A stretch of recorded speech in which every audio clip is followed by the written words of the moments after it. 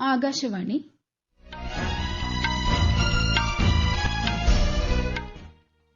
നമസ്കാരം. വാർത്തകൾ വായിക്കുന്നത് അശ്വതി.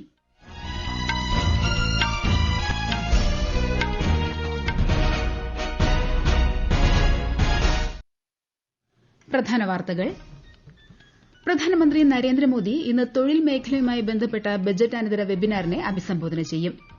അന്താരാഷ്ട്ര വനിതാ ദിനാഘോഷങ്ങളുടെ ഭാഗമായി മാതൃകാ സ്ത്രീ സൌഹൃദ ഗ്രാമപഞ്ചായത്ത് സംരംഭത്തിന് ഇന്ന് ന്യൂഡൽഹിയിൽ തുടക്കമാകും. വിദേശകാര്യമന്ത്രി എസ് ജയശങ്കറിന്റെ യുകെ സന്ദർശനം തുടരുന്നു. യുകെ പ്രധാനമന്ത്രി കെയർ സ്റ്റാമറുമായി വിദേശകാര്യമന്ത്രി കൂടിക്കാഴ്ച നടത്തി. ഐസിസി ചാമ്പ്യൻസ് ട്രോഫി പുരുഷ ക്രിക്കറ്റിൽ ഓസ്ട്രേലിയയെ 4 വിക്കറ്റിന് പരാജയപ്പെടുത്തി ഇന്ത്യ ഫൈനലിൽ. രഞ്ജി ട്രോഫി ക്രിക്കറ്റിൽ റണ്ണറപ്പായ കേരള ടീമിന് 4.5 കോടി രൂപ പാരിതോഷികം നൽകുമെന്ന് കേരള ക്രിക്കറ്റ് അസോസിയേഷൻ. കേരളത്തിന്റേത് കിരീട സമ്മാന നേട്ടമെന്ന് മുഖ്യമന്ത്രി പിണറായി വിജയൻ. പാകിസ്ഥാനിൽ സൈനിക കേന്ദ്രത്തിന് നേരെയുണ്ടായ ഭീകരാക്രമണത്തിൽ 12 പേർ കൊല്ലപ്പെട്ടു. വാർത്തകൾ വിശദമായി. പ്രധാനമന്ത്രി നരേന്ദ്രമോദി ഇന്ന് തൊഴിൽ മേഖലയുമായി ബന്ധപ്പെട്ട ബജറ്റാനന്തര വെബിനാറിൽ വീഡിയോ കോൺഫറൻസിംഗിലൂടെ പങ്കെടുക്കും. ജനങ്ങൾ, സമ്പദ്വ്യവസ്ഥ, നവീകരണം എന്നിവയ്ക്കായുള്ള നിക്ഷേപം എന്നതാണ് വെബിനാറിന്റെ പ്രധാന വിഷയം. സർക്കാർ വകുപ്പുകൾ, വ്യവസായ അക്കാദമിക മേഖലകൾ, പൌരന്മാർ എന്നിവർക്കിടയിൽ സഹകരണം പ്രോത്സാഹിപ്പിക്കുന്നതിനും പരിവർത്തനാത്മക ബജറ്റ് പ്രഖ്യാപനങ്ങൾ ഫലപ്രദമായി നടപ്പാക്കുന്നതിനുമുള്ള ചർച്ചകൾ വെബിനാറിന്റെ ഭാഗമായി നടക്കും. ഇന്ത്യയിലേക്കുള്ള 300 അംഗ സാമ്പത്തിക ദൌത്യത്തിന് ബെൽജിയം രാജകുമാരി ആസ്ട്രിഡിന് നന്ദി അറിയിച്ച് പ്രധാനമന്ത്രി നരേന്ദ്രമോദി. ബെൽജിയൻ രാജകുമാരിയുമായി പ്രധാനമന്ത്രി ഇന്നലെ ന്യൂഡൽഹിയിൽ കൂടിക്കാഴ്ച നടത്തി.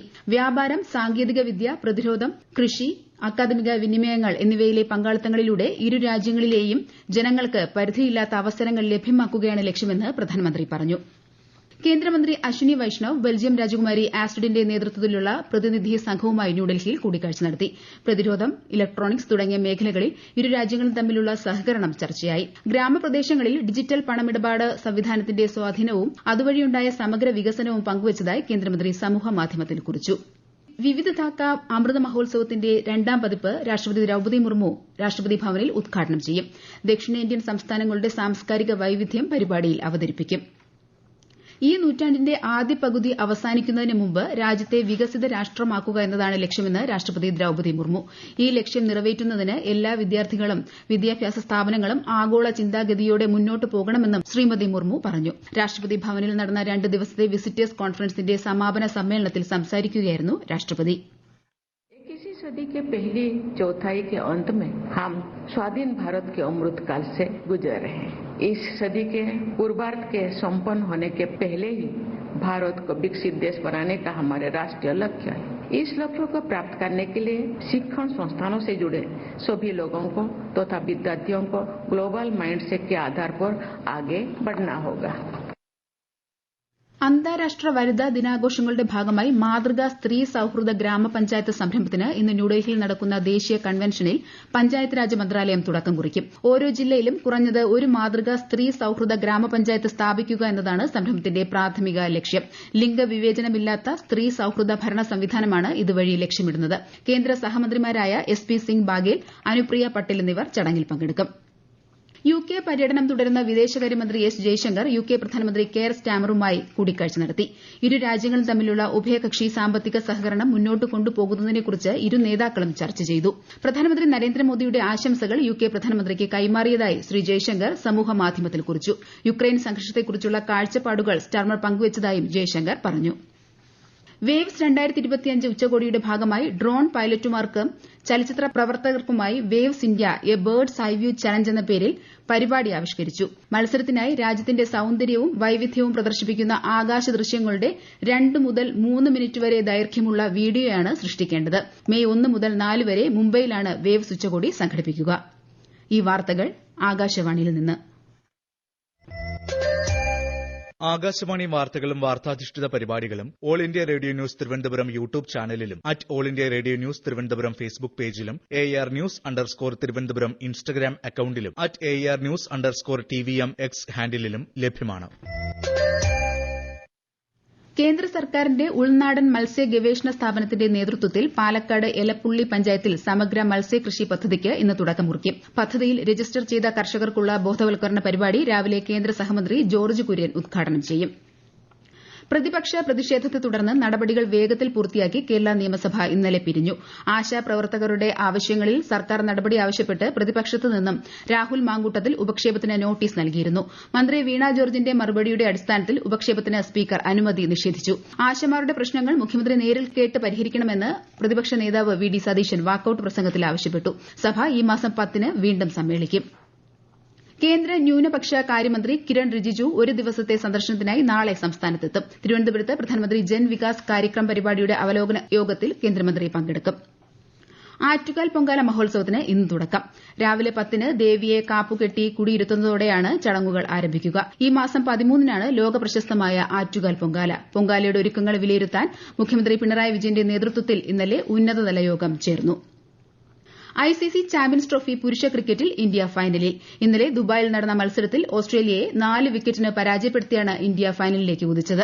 265 റൺസ് വിജയലക്ഷ്യം പിന്തുടർന്ന ഇന്ത്യ 48.1 ഓവറിൽ ലക്ഷ്യം നേടി. 98 പന്തിൽ നിന്ന് 84 റൺസ് നേടിയ വിരാട് കോഹ്ലിയാണ് കളിയിലെ താരം. ഇന്ന് ലാഹോറിൽ നടക്കുന്ന രണ്ടാം സെമിഫൈനലിൽ ന്യൂസിലാന്റ് ദക്ഷിണാഫ്രിക്കയെ നേരിടും. ഞായറാഴ്ചയാണ് ഫൈനൽ. ഫൈനലിൽ രാജ്യത്തിന്റെ പ്രതീക്ഷകൾ യാഥാർത്ഥ്യമാക്കുമെന്ന് ഇന്ത്യൻ ടീം പരിശീലകൻ ഗൌതം ഗംഭീർ പറഞ്ഞു. I think yes we did, but we still have one more game to go. We know that we're a good one-day side, and the most important thing is the way we've actually played throughout this competition. The hunger, the commitment, and the eagerness to try and do something special for the country is always there in that dressing room. Everyone is important. It feels exactly the same, whether it's Virat in the middle or it's anyone else in the middle. Ultimately, it's about playing for the country, and it's about when you're representing your country, every individual is important. Ranji trophy മത്സരത്തിൽ റണ്ണറപ്പായ കേരളം കൈവരിച്ചത് ജയസമാന നേട്ടമാണെന്ന് മുഖ്യമന്ത്രി പിണറായി വിജയൻ. കേരള ടീമിനെ ആദരിക്കുന്നതിനായി തിരുവനന്തപുരത്ത് സംഘടിപ്പിച്ച ചടങ്ങിൽ സംസാരിക്കുകയായിരുന്നു അദ്ദേഹം. കേരളത്തിന് എന്നും അഭിമാനിക്കാവുന്ന വിജയം കൈവരിച്ച ടീമിലെ ഓരോ അംഗങ്ങളും ഭാവി തലമുറയ്ക്ക് മാതൃകയാകണമെന്ന് പ്രതിപക്ഷ നേതാവ് വി ഡി സതീശൻ പറഞ്ഞു. കേരള രഞ്ജി ടീമിന് 4.5 കോടി രൂപ പാരിതോഷികമായി നൽകുമെന്ന് കെസിഎ ഭാരവാഹികൾ ചടങ്ങിൽ പ്രഖ്യാപിച്ചു. ഐഎസ്എൽ ഫുട്ബോളിൽ ഇന്നലെ മുഹമ്മദൻ എസിക്കെതിരെ എഫ്സി ഗോവയ്ക്ക് ജയം. എതിരില്ലാത്ത 2 ഗോളുകൾക്കാണ് ഗോവ വിജയിച്ചത്. ഇന്ന് നടക്കുന്ന മത്സരത്തിൽ ജംഷഡ്പൂർ എഫ്സി ഒഡീഷ എഫ്സിയെ നേരിടും. രാത്രി 7:30-ന് ജംഷഡ്പൂരിലാണ് മത്സരം. പാകിസ്ഥാനിൽ ഖൈബർ പഖ്തൂൺഖ്വ പ്രവിശ്യയിലെ സൈനിക കേന്ദ്രത്തിൽ നടന്ന ചാവേർ ആക്രമണത്തിൽ 4 കുട്ടികൾ ഉൾപ്പെടെ 12 പേർ കൊല്ലപ്പെട്ടു. 30 പേർക്ക് പരിക്കേറ്റു. സ്ഫോടക വസ്തുക്കൾ നിറച്ച 2 വാഹനങ്ങൾ സൈനിക കേന്ദ്രത്തിലേക്ക് ഇടിച്ചു കയറ്റുകയായിരുന്നു. അതേസമയം അതിക്രമിച്ച് കടക്കാൻ ശ്രമിച്ച 6 ഭീകരരെ സൈനികർ വധിച്ചു. ഈജിപ്തിന്റെ നേതൃത്വത്തിൽ ആവിഷ്കരിച്ച ഗസ പുനർനിർമ്മാണ പദ്ധതിക്ക് അറബ് നേതാക്കളുടെ അംഗീകാരം.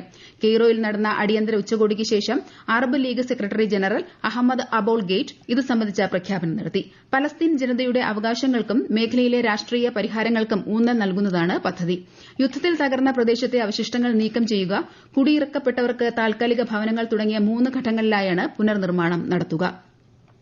യുഎസ് പ്രസിഡന്റ് ഡൊണാൾഡ് ട്രംപ് ലക്ഷ്യം വയ്ക്കുന്ന വ്യാപാര യുദ്ധത്തെ കാനഡ പ്രതിരോധിക്കുമെന്ന് കനാഡിയൻ പ്രധാനമന്ത്രി ജസ്റ്റിൻ ട്രൂഡോ. അധിക ഇറക്കുമതി തീരുവ ഏർപ്പെടുത്തിയ യുഎസ് പ്രത്യാഘാതം നേരിടേണ്ടി വരുമെന്ന് അദ്ദേഹം മുന്നറിയിപ്പ് നൽകി. ലഹരിക്കടത്ത് തടയാനാണ് അധിക തീരുവ എന്ന ട്രംപിന്റെ വാദങ്ങൾ വ്യാജമാണെന്നും ട്രൂഡോ പറഞ്ഞു. യുഎസ് പ്രസിഡന്റ് ഡൊണാൾഡ് ട്രംപ് നാളെ കോൺഗ്രസ് സംയുക്ത സമ്മേളനത്തെ അഭിസംബോധന ചെയ്യും. പ്രസിഡന്റായി 2ാം വട്ടവും തെരഞ്ഞെടുക്കപ്പെട്ട ശേഷമുള്ള അദ്ദേഹത്തിന്റെ ആദ്യ കോൺഗ്രസ് അഭിസംബോധനയാണിത്.